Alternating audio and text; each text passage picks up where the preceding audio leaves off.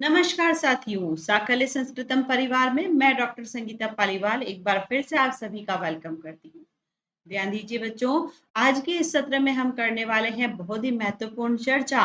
एक model paper से बहुत सारी चीजों को सीखेंगे। आपने जितना कुछ पढ़ा है वो सब हम चेक करेंगे कि कितना आपको याद है। ठीक है, बहुत सारी नई बातें भी सीखने वाले हैं। जो सीखा हुआ है उसको स्थायी रूप में दोहरान करके याद भी करने वाले हैं बच्चों। रेडी? तैयार हैं आप सभी? मॉडल पेपर क्या होता है बच्चों? परीक्षा में आने वाला जो पेपर होता है उसी पैटर्न पर जो पेपर बनाए जाते हैं प्रैक्टिस के लिए, वो मॉडल पेपर है। ठीक है, तो आइए बात करते हैं। सबसे पहला प्रश्न आपके सामने आ चुका है। कौशीतकी ब्राह्मण का नामांतर क्या है? बच्चों, वैदिक साहित्य का ये प्रश्न है और कौशीतकी ब्राह्मण का दूसरा नाम पूछा जा रहा है। कौशीतकी ब्राह्मण का नाम पढ़ते ही अगर आपको ये याद नहीं आता है कि ये किस वेद से संबंधित है तो बहुत गड़बड़ है बच्चों, है ना। तो वेदों को एक फ्लो चार्ट के माध्यम से मैं पढ़ाऊंगी एक सेशन में। वेदों का सारणीकरण हम करेंगे, जिसमें प्रत्येक वेद की सभी शाखाएं, उनके ब्राह्मण ग्रंथ, उनके आरण्य ग्रंथ और उनके उपनिषद ग्रंथों को ऐसे सीरियल से पढ़ेंगे, है ना। तो कभी नहीं भूलेंगे। इस तरीके से इस चर्चा को हम करने वाले हैं। अभी के लिए आपको कौशितकी ब्राह्मण का नामांतर पूछा है। कौशितकी ब्राह्मण का संबंध किस वेद से है ये अगर पता है तो आप इजीली निकाल पाएंगे। कौशितकी ब्राह्मण ऋग्वेद का है। ठीक है, और ऋग्वेद की एक शाखा से संबंधी है इसका नाम। ठीक है, इसका नामांतर मतलब शांखायन ब्राह्मण इसका दूसरा नाम है। ठीक है, मूल नाम शांखायन ब्राह्मण ही है बच्चों। कौशितकी ब्राह्मण इसका दूसरा नाम हो जाता है। ये क्वेश्चन को उल्टा करके पूछा है। अगला प्रश्न, पंचविश ब्राह्मण का नामांतर क्या है? अगेन वही बात मैं आपको बोलूंगी कि नाम पढ़ते ही याद आ जाना चाहिए किस वेद से संबंधित है। पंचविश, षडविश, है ना, ये सभी ब्राह्मण 9 ब्राह्मण हैं। ये सामवेदीय ब्राह्मण है। पंचविश ब्राह्मण सामवेद का है। ठीक है, तो अब सामवेद का तो है, अच्छी बात है। आपको बता दूं मैं, तवलकार ब्राह्मण, प्रौढ़ ब्राह्मण, ये भी सामवेद के हैं ना। छांदोग्य ब्राह्मण भी सामवेद का है। लेकिन आपको पंचविश का अपर नाम बताना है तो वो है छांदोग्य ब्राह्मण। ठीक है, बाकी विकल्प गलत हो जाते हैं। चलिए, अगला प्रश्न है, त्रिषु भिन्नम ब्राह्मणम किम? तीनों में से अलग ब्राह्मण कौन सा है? देखिए, छांदोग्य ब्राह्मण, उपनिषद ब्राह्मण, मंत्र ब्राह्मण और संहितोपनिषद ब्राह्मण, ये चारों सामवेद के ही हैं, है ना। लेकिन यहाँ पे आपको अलग पूछा है तो मैं बता दूं, संहितोपनिषद अलग ब्राह्मण है क्योंकि छांदोग्य, उपनिषद और मंत्र एक ही साथ पढ़े जाते हैं। ये एक ही वर्ण विषय को लिए हुए हैं, इसलिए इसको हम अलग कर रहे हैं यहाँ पर। संहितोपनिषद ब्राह्मण इन तीनों से भिन्न है। ठीक है, डिटेल जब पढ़ेंगे तो और अच्छे से आपको समझ में आ जाएगा। प्रश्न संख्या 4 देखिए, वर्ण व्यवस्था में समुचित क्रमेण चिरित। भारतीय संस्कृति में वर्ण व्यवस्था की एक परंपरा चलती थी, तो आपको यहाँ पे उसका सही क्रम बताना है। सबसे पहला वर्ण जो है ब्राह्मण वर्ण। ठीक है, उसके बाद क्षत्रिय वर्ण, तो ये बी विकल्प में आ रहा है। और उसके बाद है, देखो बी और सी, डी में दोनों में एक जैसी बात लिखी है, लेकिन आगे वैश्य तीसरे क्रम पर है और शूद्र चौथे क्रम पर। तो बी विकल्प में जो क्रम लिखा है वर्ण व्यवस्था का, ये बिल्कुल सही है। बाकी सब गलत हैं, आप देख लीजिए क्यों गलत हुए। आगे बात समझ में? वर्ण व्यवस्था का समुचित क्रम आपको बताना था। आगे आ जाए, प्रश्न संख्या 5। अगला प्रश्न आपके सामने आ गया है, जैमिनीय ब्राह्मण का नामांतर क्या है? अभी अभी हमने नामांतर वाले 2-3 क्वेश्चन देख लिए। ठीक है, तो बच्चों आप लोगों को पता चल रहा होगा कि ऐसे प्रश्न बहुत ज्यादा पूछे जाते हैं। दूसरा नाम क्या है, हमें मूल नाम तो पता रहते हैं लेकिन नामांतर भी याद रखना है साथ साथ में। ठीक है। तवलकार ब्राह्मण, षड्विश ब्राह्मण, आर्षेय ब्राह्मण या वंश ब्राह्मण। ये वंश, आर्षेय, षड्विश, तवलकार सारे सामवेदीय ब्राह्मणों के नाम दे दिए। कंफ्यूज भी तो हमें अच्छे लेवल से करते हैं, है ना। तो आपको अगर याद है कि जैमिनी का अपर नाम तवलकार है, कोई चांसेस नहीं गलती होने के। आई बात समझ में। वैदिक साहित्य को हम डिटेल वाली क्लास में बहुत अच्छे से पढ़ने वाले हैं बच्चों। मैंने अभी जैसा कि आपको बताया, वेद को मैं फ्लो चार्ट के माध्यम से पढ़ाऊंगी, सारणीकरण के माध्यम से पढ़ाऊंगी। आप कभी नहीं भूलेंगे, माइंड में फिट हो जाता है। हमारा ब्रेन पिक्चर्स को कैच करता है, तो पिक्चर फॉर्म में हम इसको पढ़ेंगे। ठीक है। उसके बाद देखो, अब बहुत इंपॉर्टेंट बात है कि आपको ये सब कहीं किताबों में नहीं मिलने वाला है इस फॉर्म में, है ना। सारणीकरण के माध्यम से जो मैं पढ़ाऊंगी क्लासेस में, आपको किताबों में नहीं दिखेगा। वेदांगों को भी हम सारणीकरण के माध्यम से पढ़ेंगे। ठीक है। वेदांगों में मुख्यतः कल्प, जो कि 4 प्रकार के होते हैं, उनके नाम, बहुत क्लिष्ट बातें हो जाती हैं। थ्योरेटिकल में पढ़ोगे बहुत बिखरा बिखरा मिलता है मैटर, लेकिन सारणीकरण करके हम सब चीजों को एक जगह पर ला करके बेस्ट तरीके से पढ़ेंगे। ठीक है। क्वेश्चन नंबर 6, आरण्यक ग्रंथानाम संबंधः अस्ति। आरण्यक ग्रंथों का संबंध है किससे? देखिए, आरण्यक ग्रंथ वानप्रस्थी जनों से संबंधित होते थे, जो वानप्रस्थ आश्रम में प्रवेश कर जाते थे लोग। हमारे जीवन में 4 आश्रम होते हैं ना, आश्रम व्यवस्था भी भारतीय संस्कृति में प्रचलित थी, तो अभी भी है। वानप्रस्थी जो होते थे, वानप्रस्थ आश्रम जिसका जीवन का चल रहा है, वो लोग जिन ग्रंथों का अध्ययन करते थे उन्हें आरण्यक ग्रंथ कहते थे। ठीक है। तो बी विकल्प यहाँ पर सही। अरण्य ग्रंथ बनाए ही इसीलिए जाते थे वानप्रस्थी जनों के लिए। ये अरण्य भवमिति आरण्यकम, वानप्रस्थी जो वन में रहते हैं उनके अध्ययन हेतु बनाए जाने वाले ग्रंथ आरण्यक कहलाए। आगे आ जाए, क्वेश्चन नंबर 7। अच्छा प्रश्न है, संवाद सूक्तों से रिलेटेड क्वेश्चन आ गया है। स्वसारम त्वा कृणवे मां पुनर्गा अपते गवाम सुभगे भजाम।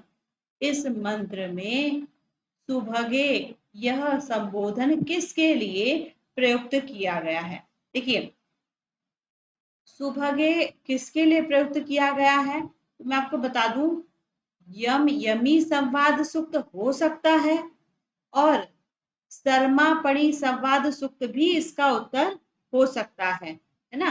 पुरूरवा उर्वशी में इस तरह का कोई वृत्तांत नहीं है। और सी विकल्प में देखिए क्या लिखा है, मैं चेक कर लेती हूँ। ये लिखा है नद्यई। ठीक है, नदी, तो ये हुआ विश्वामित्र नदी संवाद सूक्त। संभावना है कि यहाँ पर भी ऐसी बात हो सकती है, लेकिन यहाँ आपको एक हिंट दिख रहा है ना। यहाँ आपको एक हिंट दिख रहा है इस पंक्ति के अंदर, गवाम। ठीक है। पढ़ते समय आप इसको हाईलाइट कर दीजिए गवाम शब्द को, जिससे आप समझ पाएंगे कि इसका संबंध तो सर्मापणी संवाद सूक्त से है। ए विकल्प, जहां पर गायों से संबंधित वृत्तांत है। याद आ रही है बात? सर्मापणी संवाद सूक्त में क्या हुआ था? पणी जो गायों के अपहरता थे, है ना, जिन्होंने गायों का अपहरण करके रख लिया था, है, छुपा के रख लिया था। तो इस तरह की बात कहाँ पर दी गई है? सर्मापणी संवाद सूक्त में। हम इसको डिटेल में पढ़ेंगे सर्मापणी को। चलिए, अगला प्रश्न, पणिभिः अभिहितेषु मंत्रेषु ऋषिकः। पढ़ियों के लिए जो अभिहित मंत्र है उसके ऋषि कौन है? क्वेश्चन को बहुत क्लिष्ट तरीके से पूछा गया है, लेकिन बात बहुत आसान पूछी है।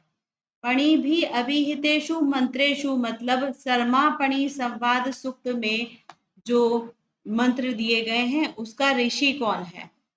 ये प्रश्न ऐसा भी हो सकता है कि सर्मापणी संवाद सूक्त का ऋषि कौन है। ठीक है, मंत्रों के ऋषि कौन है या सूक्त का ऋषि कौन है ना, कुछ भी। तो बहुत महत्वपूर्ण बात मैं आपको डिटेल वाली क्लास में तो बताऊंगी ही, यहाँ पर भी बता देती हूँ कि कोई भी संवाद सूक्त है, चाहे वो सर्मापणी हो, चाहे वो विश्वामित्र नदी हो, उसके ऋषि वो स्वयं होते हैं। क्या कहा मैंने?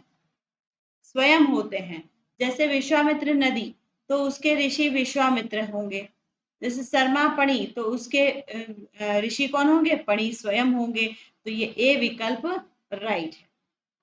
ठीक है बच्चों, कोई ज्यादा उलझन भरी बात है ही नहीं, है ना। ट्रिकी तरीके से पढ़िए सारी चीजों को। मैं जब संवाद सूक्त आपको पढ़ाऊंगी तो उस पूरा संवाद सूक्त के महत्वपूर्ण मंत्रों को पढ़ने के बाद अंत में सार हम देखेंगे ऐसे ही कि इस सूक्त में स्तुत्य देवता कौन है, इस सूक्त के ऋषि कौन है, किस छंद में ये लिखा गया है, सारा कुछ डिटेल देखेंगे। अभी के लिए आपको ट्रिक से समझ में आ गया कि हम कैसे इसका निकालेंगे आंसर। कोई भी संवाद सूक्त पूछा है तो उसका जो संवाद सूक्त में नाम है वही उसका ऋषि। क्वेश्चन नंबर 9, कृष्ण यजुर्वेद की शाखा कौन सी है? अच्छा प्रश्न है। देखिए, यजुर्वेद का विभाजन जो है मुख्यतः दो विभागों में हुआ है, शुक्ल यजुर्वेद एवं कृष्ण यजुर्वेद। शुक्ल यजुर्वेद की दो शाखाएं, माध्यम दिन शाखा, मैं शॉर्ट में लिख रही हूं, आप चाहे तो इसको पूरा लिखना, ठीक है, और दूसरी है काण्व शाखा। कौन सी शाखा? काण्व शाखा। माध्यम दिन और काण्व शाखा। माध्यम दिन शाखा का अपर नाम है वाजसनेयी शाखा। अब आ जाते हैं कृष्ण यजुर्वेद पर। इसकी 4 शाखाएं हैं, तैत्तिरीय, मैत्रायणी,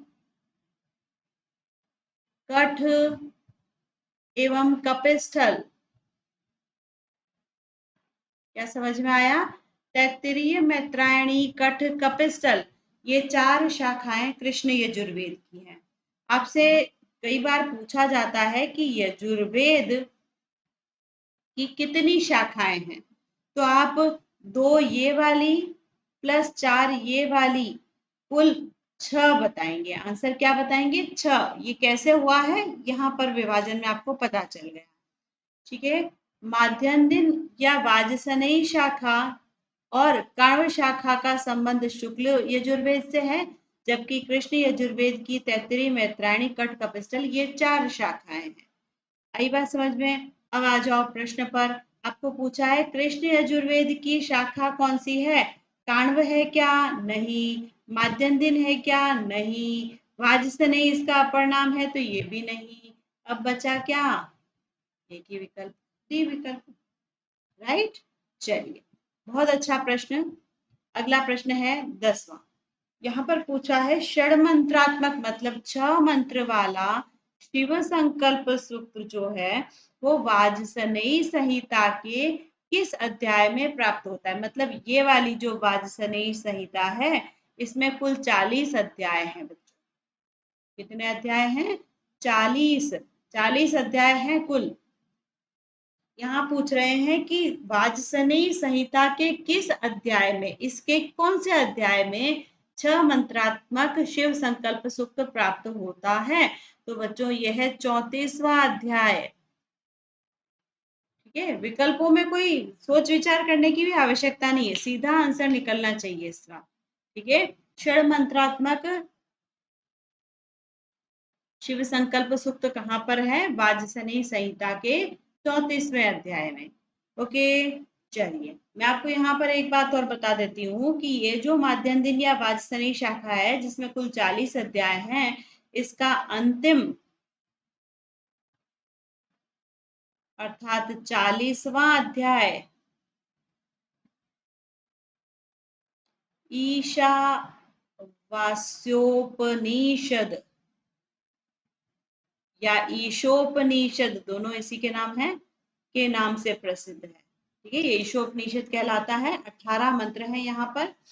लघुकाय उपनिषद इसे कहा जाता है। एक उपनिषद की संज्ञा दे दी है 40वें अध्याय को। ओके बच्चों, तो ये बात हुई हमारी पूरी। अब बढ़ते हैं आगे।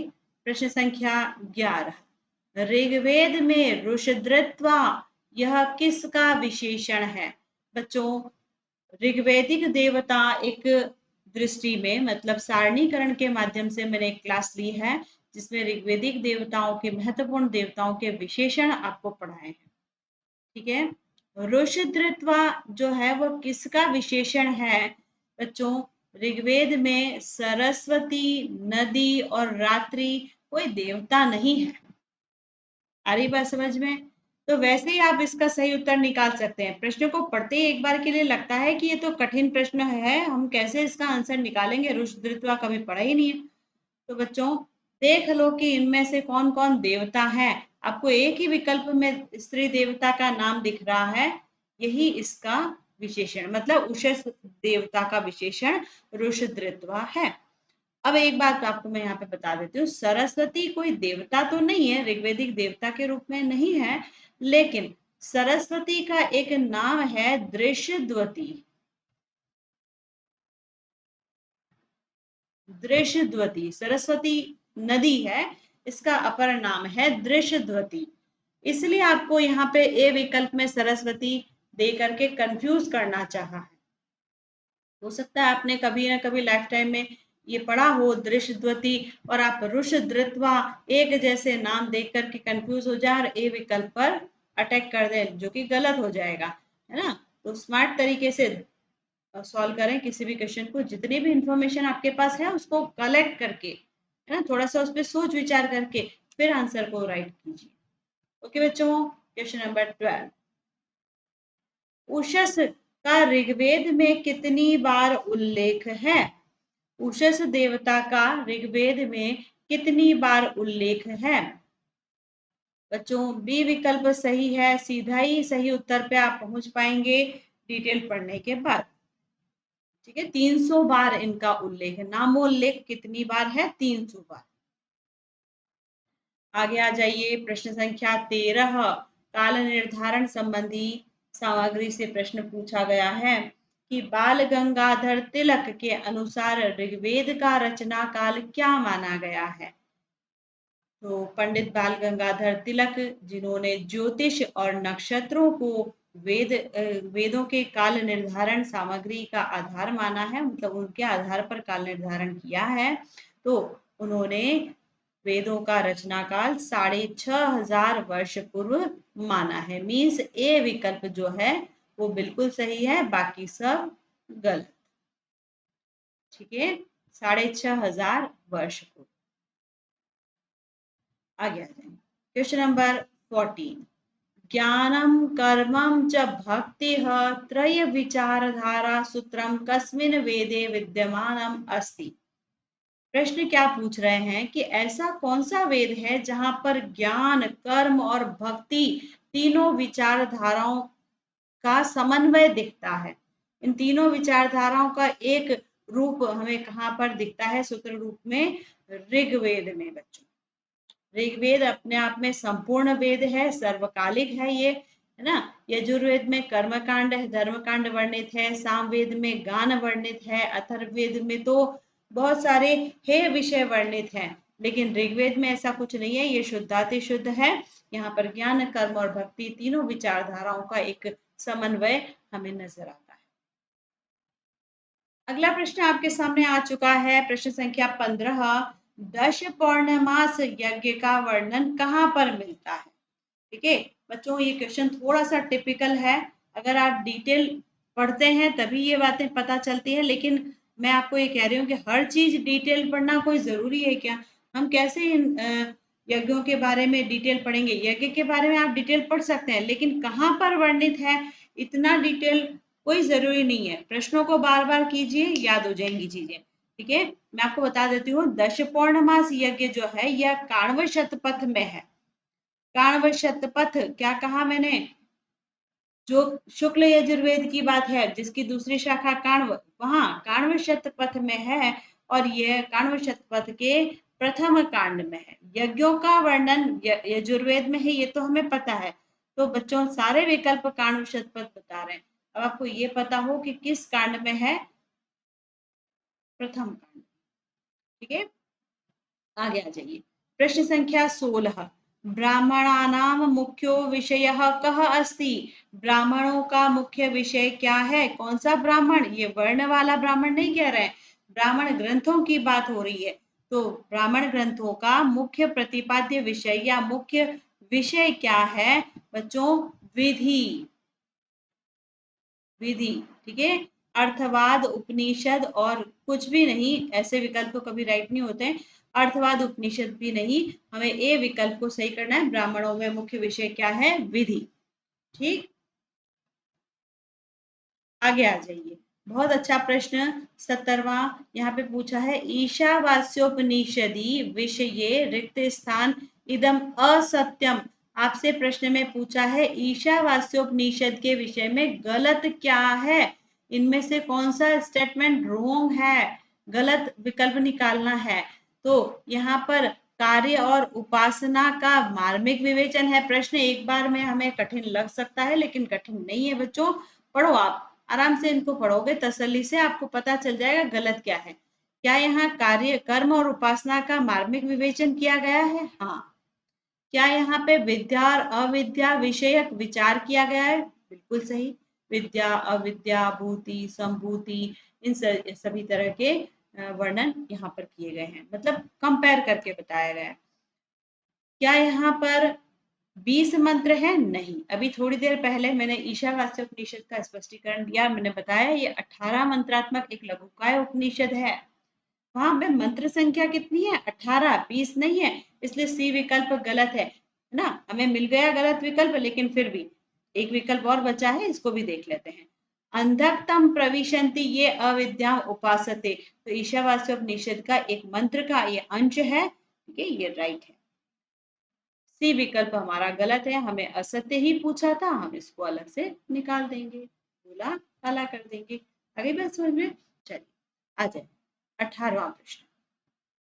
शत्र रूपेण प्रतिष्ठितम वेदांगम, की शत्र कान के रूप में प्रतिष्ठित वेदांग कौन सा है? षड वेदांगों में कान के रूप में प्रतिष्ठित वेदांग क्या है? निरुक्त, निरुक्तम श्रुतम उच्यते, मुखम व्याकरणम स्मृतम, हस्तौ कल्पो अथ पठ्यते, शिक्षा ग्रहणम तु वेदस्य। आई बात समझ में? ज्योतिषम अयनम चक्षु और छंद पादो तु वेदस्य। मैंने आपको बताया 6 ही वेदांगों के बारे में, कौन सा वेदांग किस रूप में कल्पित किया गया है, किस रूप में प्रतिष्ठित है। अभी प्रश्न संख्या 18 का ए विकल्प हमारा बिल्कुल राइट हो। आगे आ जाए क्वेश्चन नंबर 19। स्थाणु अयम भारहारः किलाभूत इत्यः वेदं न विजानाति अथ अर्थम अस्मिन् वाक्ये निगदितम। इस वाक्य में क्या बताया गया है? यहाँ पर बच्चों वैदिक साहित्य में बहुत सारी चीजें आप जब डिटेल पढ़ते हैं तो आपको पता चलेगा, इन पंक्तियों से प्रश्न बहुत बार पूछे जाते हैं। इस वाक्य में अज्ञान की निंदा की गई है।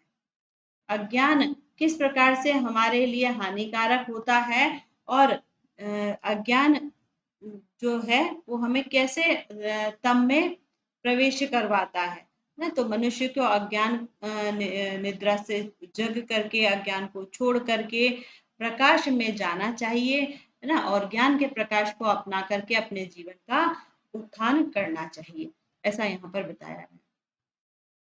प्रश्न संख्या 20।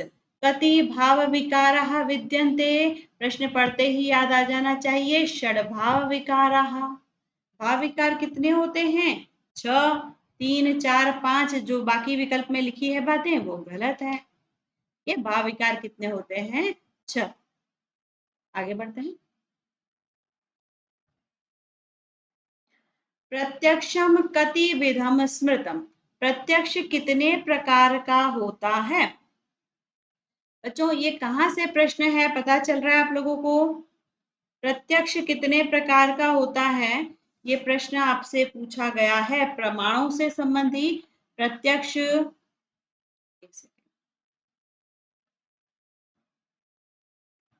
एक प्रकार का है प्रत्यक्ष, 2 प्रकार का है, 3 प्रकार का है, या 6 प्रकार का है? तो बच्चों प्रत्यक्ष के 6 प्रकार होते हैं, 6 भेदों में यह माना जाता है। प्रत्यक्षम षड्विधम स्मृतम।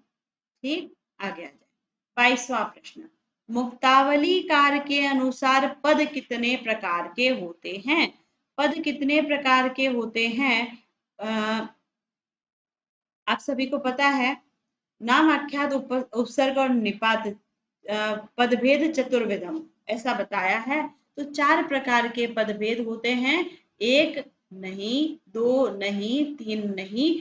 तो डी विकल्प में जो लिखा है चतुर्विधम, इसे आप राइट कर दें। ठीक है बच्चों, आगे बढ़ते हैं। Question number 23। यहाँ पर आपको पूछा है किम सत्यम, सत्य क्या है। सन्निधान के विषय में प्रश्न पूछा जा रहा है। चारों विकल्पों में सन्निधान लिखा हुआ है। सन्निधान तो पदस्य, कि पद से संबंधी बातें सन्निधान रूप में क्या मानी जाती हैं। क्या सन्निधान पद का सन्निधान तात्पर्य है? नहीं। क्या पद का सन्निधान आकांक्षा है? बिल्कुल नहीं। क्या यह योग्यता है? नहीं। पद का सन्निधान तो आसक्ति कहलाता है। आकांक्षा, योग्यता, सन्निधि, ये कहा है ना। तो आकांक्षा, योग्यता और आसक्ति मतलब सन्निधि। ठीक है, सन्निधि। अगर ये सन्निधि लिखा होता तो हम सीधा ही राइट कर देते सन्निधान तुम सन्निधानम तो पदस्य सन्निधि, इसको हम सीधा ही राइट कर देते ना। लेकिन यह नहीं लिखने का कारण समझ में आ गया, ताकि आपको सीधा ही हिंट नहीं लगे, आप सोच विचार करके उत्तर दें। ठीक है, हमारा ए विकल्प यहाँ पर राइट माना। क्रमेण योजयत बहुत इंपॉर्टेंट क्वेश्चन है कि आपको यहाँ पर ये यम, नियम, आसन, प्राणायाम, प्रत्याहार, ध्यान धारणा, समाधि, अष्टांग जो बताए गए हैं, है ना, समाधि अष्टांग योग जो बताए हैं, इनके क्रम बताना है। आपको ये बताना है कि किस विकल्प में इनका सही क्रम लिखा हुआ है। ठीक है, पढ़ो इसको आराम से, तसल्ली से आप इनको देखोगे, ऑब्जर्व करोगे तो सही विकल्प पर डायरेक्ट पहुंच जाओगे। सब नहीं लिखे हैं, कुछ ही यहाँ पे लिखे हुए हैं। यमाह, आसनम, नियमाह, प्राणायाम, प्रत्याहार, ध्यान धारणा, समाधि। ये मैंने पूरे बोल दिए हैं, लेकिन डी विकल्प जो लिखा है बिल्कुल राइट है। यम, आसन, नियम, प्राणायाम, प्रत्याहार, ठीक है, डी विकल्प बिल्कुल सही। Question number 25। भारतीय दर्शन की चिंतन परंपरा का प्राचीनतम दर्शन कौन सा है।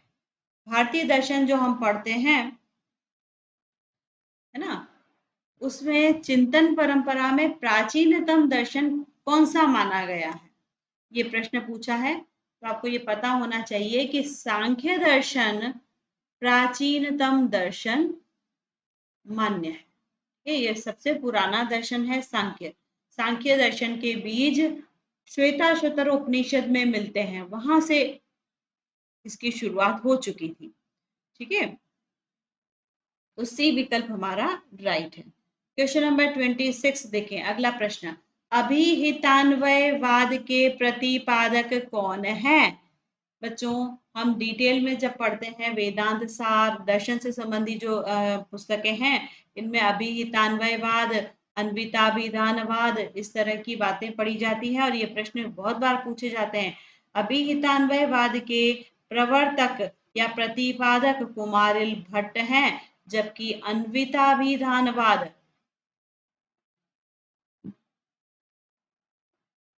अन्विताभिधानवाद के प्रवर्तक प्रभाकर गुरु या प्रभाकर माने जाते हैं। ठीक है, तो क्वेश्चन नंबर 26 का आंसर बी राइट हुआ। आपने एक और इंफॉर्मेशन यहाँ पर ली। आगे आ जाए, प्रश्न संख्या 27। अनुबंधानी कति विधानी भवंती। अनुबंध कितने होते हैं। अनुबंध चतुष्टय। अनुबंध चतुष्टय। ठीक है, अनुबंध 4 प्रकार के होते हैं। प्रश्न को पढ़ते ही संस्कृत की पंक्तियां जो मैंने अभी बोला है ना, इस तरीके से आपको भी याद आ जाना चाहिए, है ना। तो कोई उलझन भरी बात होगी ही नहीं। विकल्पों में चाहे कितना भी कंफ्यूजन क्रिएट किया जाए, पर आप कंफ्यूज नहीं होंगे अगर आपको सीधे सीधा ऐसे पंक्तियां याद है तो। राइट बच्चों, क्वेश्चन नंबर 28 देखें। नित्य शुद्ध बुद्ध ब्रह्मत्वे नाना रूपात्मकमस्य अनित्यस्य जगतः आरोपः किम उच्यते, है ना। इसको अनित्य जगत आरोप को क्या कहा जाता है? अध्यारोप। सही है, ए विकल्प बिल्कुल सही है। आरोप नहीं, अपवाद नहीं, साधुवाद भी नहीं। ठीक है, गलत विकल्प क्यों गलत हुए ये पंक्तियां पढ़ने पर आपको समझ में आएगा। सारी चीजें ऐसे ही डिटेल में हम पढ़ने वाले हैं। अभी के लिए हम प्रश्न देख रहे हैं। क्वेश्चन नंबर 29 देखिए। प्रकृतेः नित्य परिणामित्वात् किम न संभवति। प्रकृतेः नित्य परिणामित्वात्, प्रकृति में नित्य परिणाम से क्या संभव नहीं होता है। मतलब इस प्रकृति में अगर आप उलझे ही रहते हैं, सामान्य भाषा में बता रही हूँ, उलझे ही रहते हैं तो क्या संभव नहीं होता है? मोक्ष संभव नहीं। ठीक है, हमें वैराग्य लेना पड़ता है तभी मोक्ष के मार्ग पर हम चल सकते हैं। दर्शन साहित्य में ये बातें बहुत डिटेल में बता रखी हैं। क्वेश्चन नंबर 30 देखिए। साहचर्य का नियम क्या कहता है? साहचर्य का नियम जो है वह अनुमिति है? नहीं। व्याप्ति है? नहीं। तो साहचर्य का नियम क्या है ना? उपमिति है? नहीं। अतिव्याप्ति है? नहीं। मैं आपको बता देती हूँ, साहचर्य का नियम जो है साहचर्य व्याप्ति से होता है। ठीक है, व्याप्ति साहचर्य है, ये आपको याद रखना है। मैंने पहले सब जगह पर क्रॉस इसलिए लगाए कि ताकि आपको सही आंसर सीधा सा याद आ पाए कि साहचर्य का जो नियम है, जो हम, ये भी दर्शन से रिलेटेड क्वेश्चन है बच्चों, ना। किसी तत्वों में साहचर्य से व्याप्ति होती है तभी उनकी सिद्धि होती है। ठीक है, तो बी विकल्प हमारा बिल्कुल राइट है। कभी कभी प्रश्न हमारे ऐसे आते हैं कि हमें चारों विकल्प सही लगते हैं, कभी कभी चारों ही गलत लगते हैं। पर ये वही बात है कि अगर आपको साहचर्य व्याप्ति ऐसे सीधे सीधे पंक्तियां याद हैं, आप डायरेक्ट राइट कर पाएंगे क्वेश्चन को। ठीक है बच्चों, चलिए आगे बढ़ते हैं। प्रश्न संख्या 31। अनुमान से कति अव्ययाः सन्ति। अनुमान के कितने अव्यय होते हैं? अनुमान क्या है बच्चों? प्रमाणों से संबंधी बात है। तो अनुमान के कितने अव्यय हैं? 5 अव्यय। पंच अव्ययाः सन्ति। अनुमान के 5 अव्यय विद्यमान।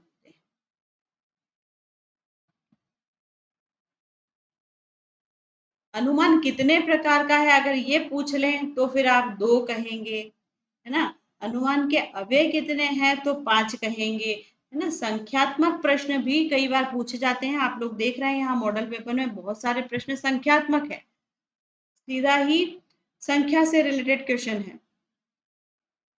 अगला प्रश्न। यदा ध्यानम ध्येय आकार रूपम स्वरूप शून्यम इव वा भवति तदा किम उच्यते। जब ध्यान ध्येय के आकार रूप में स्वरूप शून्य ही हो जाता है तब क्या कहलाता है? समाधि, आसन, धारणा या नियम। ये धारणा मतलब धारणा, है ना। तो जब ध्यान ध्येय आकार रूप में स्वरूप शून्य हो जाता है तो इस अवस्था को हम समाधि कहते हैं। ठीक है, ये समाधि कहलाती है। आसन, धारणा और नियम नहीं। क्या अष्टांग योग से रिलेटेड ये क्वेश्चन है।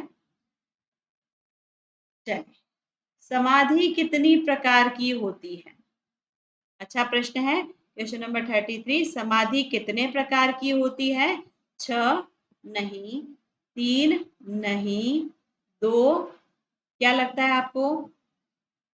4 नहीं। तो सही उत्तर क्या है? 2। समाधि 2 प्रकार की होती है। कौन कौन सी? प्रश्न अगर मैं पूछूं समाधि जो 2 प्रकार की है ये कौन कौन सी है, क्या आपको इनका नाम पता है? तो बच्चों ये आपको नाम मालूम होने चाहिए। संप्रज्ञात और असंप्रज्ञात, 2 प्रकार की समाधि होती है, असंप्रज्ञात और संप्रज्ञात। ठीक है, चलिए अगला प्रश्न टीकाओं से संबंधी प्रश्न है कि प्रदीप नाम की टीका किसके द्वारा लिखी गई? प्रदीप टीका के रचनाकार कौन हैं? कैयट, प्रदीप टीका लिखी है इन्होंने। और प्रदीप टीका किस पर लिखी गई, अगर ये प्रश्न पूछूं तो क्या आप उत्तर दे पा रहे हैं? प्रदीप टीका किस ग्रंथ पर लिखी गई है? टीका किसी न किसी ग्रंथ को आधार करके लिखी जाती है ना, तो वही प्रश्न है। कैयट के पिता का नाम क्या है? क्या था इनके पिता का नाम? अगला प्रश्न आपके सामने आया है। कैयट के पिता का नाम जय्यट, जय्यट उपाध्याय यहाँ पर पूरा नाम लिखा है सी विकल्प में। ठीक है बच्चों, जय्यट उपाध्याय कैयट के पिता का नाम है। अगला प्रश्न देखिए, क्वेश्चन नंबर 36। शतक त्रय के रचनाकार कौन थे? क्या आप जानते हैं शतक त्रय क्या है? नीति शतक, श्रृंगार शतक और वैराग्य शतक। मैंने शतक त्रय के नाम लिए हैं। अब आपको सही उत्तर पता चल गया होगा कि भर्तृहरि इसके रचयिता। ठीक है, पाणिनि, भास और कात्यायन नहीं। गलत विकल्पों को हटा दीजिए। अगला प्रश्न देखें, क्वेश्चन नंबर 37। भर्तृहरि के गुरु कौन थे? भर्तृहरि के गुरु कौन थे? हम संस्कृत साहित्य में बहुत सारी रचनाओं को देखेंगे, उनके रचनाकारों के जीवन परिचय के बारे में भी डिटेल पढ़ेंगे ही। तो आप लोगों को जिन भी रचनाकारों या कवियों के बारे में पढ़ाया जाएगा, उनसे संबंधित जो भी इंफॉर्मेशन है वो साथ साथ में दी जाएगी। जैसे हम पाणिनि के बारे में पढ़ते हैं कि ये पाणिनिदाक्षी के पुत्र थे, इनके गुरु का नाम क्या था? वर्ष या उपवर्ष था। वैसे ही यहाँ पे भर्तृहरि के भी हम जीवन परिचय में देखेंगे कि इनके गुरु का नाम बाबा गोरखनाथ था। ठीक है, तो भर्तृहरि जो थे, इन्होंने बाबा गोरखनाथ के साथ रहकर ही ज्ञान प्राप्त किया था। इन्हीं की गुफाओं में इन्होंने ये रचनाएं लिखी थी। तो बाबा गोरखनाथ की गुफाएं भी भर्तृहरि की गुफाओं का दूसरा नाम है। सही बात समझ में? चलिए, क्वेश्चन नंबर 38। पुनर्वसु इति कस्य अपर नाम अस्ति? बहुत मजेदार प्रश्न है और ये प्रश्न पूछे जाने की पूरी संभावना है। बच्चों, आपको पता है इसका उत्तर?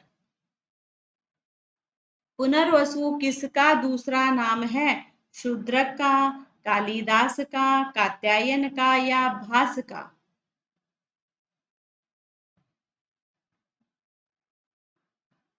एक नाम और मैं लिखती हूँ यहाँ पर। अगर आपको इसका उत्तर पता है तो आप बता देंगे कि पुनर्वसु किसका नाम है। क्या लिखा मैंने? वररुचि।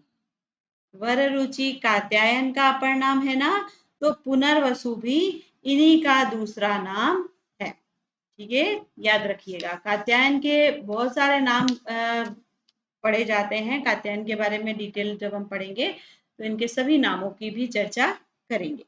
अगला प्रश्न, योग शास्त्र किसने लिखा? ये भी कोई पूछने वाली बात है। योग शास्त्र, भास, पाणिनि और कात्यायन तो हो ही नहीं सकते। योग का नाम आते ही तो हमें पतंजलि की बात याद आती है। ठीक है, सही है, पतंजलि ही योग दर्शन के प्रणेता हैं। आगे आ जाए, नीतिकार के रूप में इतिहास प्रसिद्ध है कौन? नीतिकार, राजशेखर नहीं, भर्तृहरि नहीं, भास नहीं, कालिदास नहीं। बच्चों, नीतिकार के रूप में प्रसिद्ध है बी विकल्प, भर्तृहरि। हाँ, नहीं, नहीं है। ठीक है, ये क्रॉस नहीं लगाना है, हमें राइट करना है इसको। भर्तृहरि ने नीति शतक लिखा ना, नीति शतकम की रचना के कारण ये नीति कवि के रूप में इतिहास प्रसिद्ध हो गए। अगली बात समझ में? चलिए आगे बढ़ते हैं। Question number 41। काशिका वृत्ति किसकी रचना थी? काशिका वृत्ति किसने लिखी? शूद्रक नहीं, भास भी नहीं, कालिदास ने भी ऐसी कोई रचना नहीं लिखी है। तो ए विकल्प में जो नाम लिखा है जयादित्य वामन या वामन जयादित्य, ये जो ऑप्शन है उलट पुलट करके भी दिया जा सकता है। आपको याद रखना है काशिका वृत्ति के रचनाकार ये है। जयादित्य वामन। ए विकल्प राइट है। ठीक है, अगला प्रश्न समय से संबंधित पूछ लिया है। आचार्य भट्टोजी दीक्षित का जन्म समय पूछा है कि कौन सी शताब्दी में हुआ था। आचार्य भट्टोजी दीक्षित कौन सी शताब्दी में हुए? तो ये 27वीं शताब्दी। ए विकल्प सही है।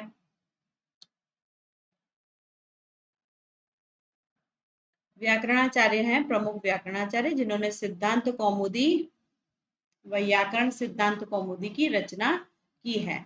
प्रश्न संख्या 43 का उत्तर आपको मिल ही गया स्पष्टीकरण से कि सिद्धांत कौमुदी इस ग्रंथ के रचनाकार कौन है। विकल्प में कंफ्यूज ही नहीं किया। अगर आपको यहाँ पे आचार्य वरदराज का नाम लिखकर दिया होता तो शायद आप कंफ्यूज होते, क्योंकि आपको पता है लघु सिद्धांत कौमुदी आचार्य वरदराज की रचना है ना।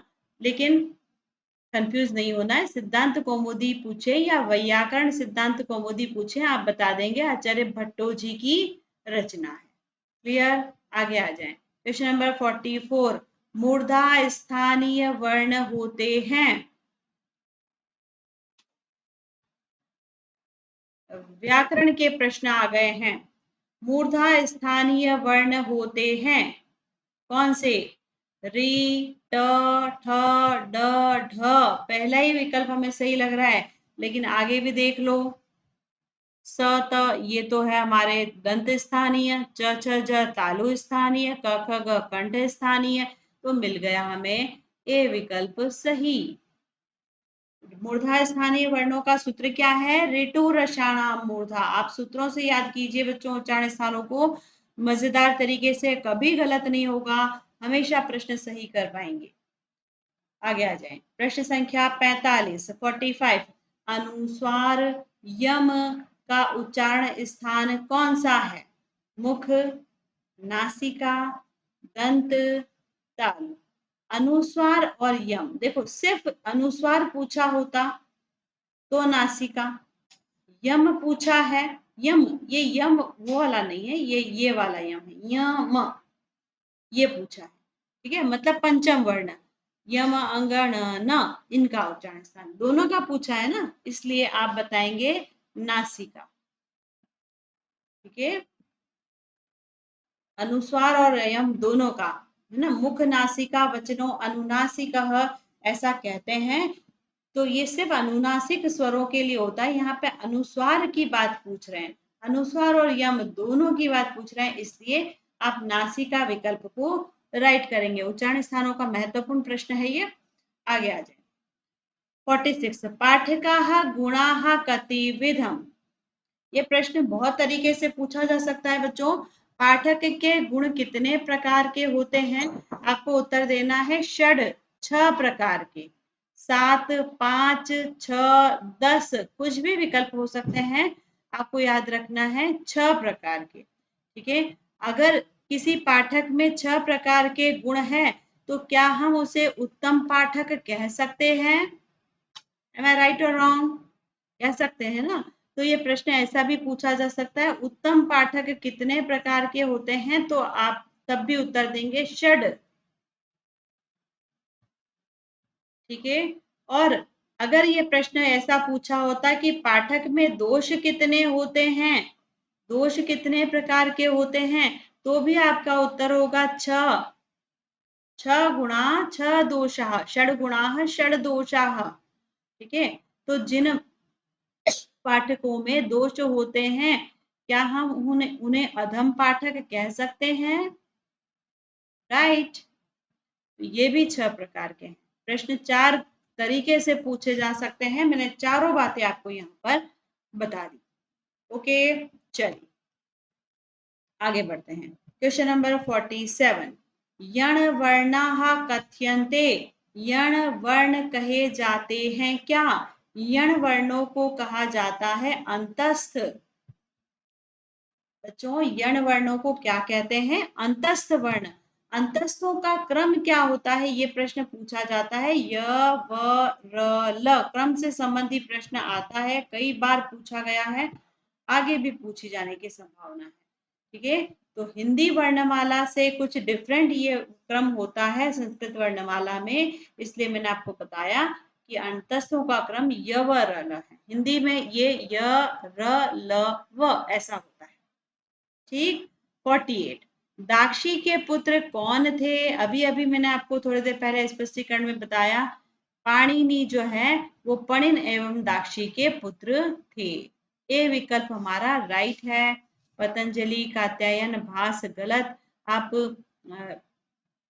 इन रचनाकारों व्याकरणाचार्यों के बारे में जब डिटेल पढ़ेंगे तो हम इनके जीवन परिचय में इनके मुख्य मुख्य जो पात्र हैं जो इनसे संबंधी है, जैसे इनके माता का नाम, पिता का नाम, गुरु का नाम, है ना, कहीं कहीं पर आप इनके पितामह का नाम भी देखेंगे। ठीक है, चलिए अगला प्रश्न, प्रश्न संख्या 49 व्याकरण महाभाष्य के पशपशानिक में विशद वर्णन किया गया है। अब क्वेश्चन आपसे बहुत क्लिष्ट भाषा में पूछा जा रहा है, लेकिन बात क्या पूछी है, किसके द्वारा? अब अगर आपको ये पता है कि महाभाष्य की रचना किसने की है, तो आप गलत विकल्पों को तो सीधा ही हटा दोगे ना। आई बात समझ में? क्या किया मैंने, अगर आपको महाभाष्य के रचनाकार का नाम पता है तो आप गलत विकल्पों को हटा करके सीधा ही सही उत्तर टिक कर दोगे। ज्यादा यहाँ पर सोच विचार करने की आवश्यकता है क्या? नहीं ना। महाभाष्य के रचनाकार महर्षि पतंजलि हैं। ए विकल्प में वही लिखा है, सीधा राइट कर दीजिए। ठीक है बच्चों, चलिए आगे बढ़ते हैं। वैयाकरणों के मत में शब्द कितने प्रकार के होते हैं? प्रश्न संख्या 50 में आपसे पूछा है कि शब्द कितने प्रकार के होते हैं, है ना? 2, 3, 5 या 4? बच्चों मैं बता दूं, पद भेद 4 होते हैं। आपको यहाँ पद भेद की बात नहीं पूछ रहे हैं, आपको शब्द की बात पूछ रहे हैं, है ना? 4 नहीं, 5 नहीं, 3 भी नहीं, और ये है सही उत्तर 2। वैयाकरणों ने शब्द को 2 प्रकार का बताया है। ठीक है, शब्द 2 प्रकार के होते हैं। अब ये 2 कौन कौन से हैं? हमें बहुत सारे इनके नाम याद आते हैं। ये 2 भेद कौन कौन से हैं, तो मैं बता देती हूँ। इसका एक्चुअल जो राइट आंसर होता है वो है नित्य एवं अनित्य। ठीक है, शब्द 2 प्रकार के होते हैं, नित्य एवं अनित्य। सार्थक, निरर्थक, इस तरह के प्रश्न, इस तरह के विकल्प कभी सही नहीं होते हैं। ये वैयाकरणों के मत की बात हो रही है। इन्होंने शब्द 2 प्रकार के बताए हैं, नित्य एवं अनित्य। That's it. ठीक है बच्चों, अच्छा लगा आप लोगों को प्रश्नों से अभ्यास करके? मजा आया ना? हमने 50 प्रश्नों को हल किया है। बस इसी तरीके के मॉडल पेपर्स और भी मैं आपके लिए लाने वाली हूँ, जिसमें आप अपनी सीखी गई चीजों को चेक करेंगे कि आपको कितना याद है। बहुत सारी चीजें नई भी सीखने वाले हैं, बहुत सारी चीजें स्पष्टीकरण के माध्यम से क्लियर भी हो जाती हैं, है ना? तो क्लासेस में रेगुलर रहिए बच्चों, जुड़े रहें हमारे साथ में। डाउनलोड कर लीजिए हमारा ऐप, आपको लिंक डिस्क्रिप्शन में मिल जाएगा। एप्लीकेशन से जुड़कर आप upcoming webinars, upcoming live sessions और कोर्सेज के बारे में इंफॉर्मेशन ले पाएंगे, अपडेट रह पाएंगे। ठीक है, ये हमारा टेलीग्राम का इंफॉर्मेशन है। टेलीग्राम का लिंक भी आपको डिस्क्रिप्शन में बच्चों मिल जाएगा। हमारे ऑफिशियल चैनल से आप जुड़ जाइए, साकल्य संस्कृतम इसका नाम है। यहाँ पर आपको सभी प्रकार की आने वाली वैकेंसीज की अपडेट मिल जाएंगी। फ्री नोट्स पीडीएफ में आपको प्रोवाइड करवाए जाएंगे। क्लासेस की अपडेट रोज की रोज मिल ही जाती है, और बहुत सारे क्विजेज आपको मिलने वाले हैं। जल्दी से जुड़ जाइए हमारे चैनल के साथ में। चलिए, तो मिलते हैं इसी तरीके की मजेदार और क्लासेस के साथ में अगले सत्र में। Till then take care, good bye, have a nice day, thank you so much, bye.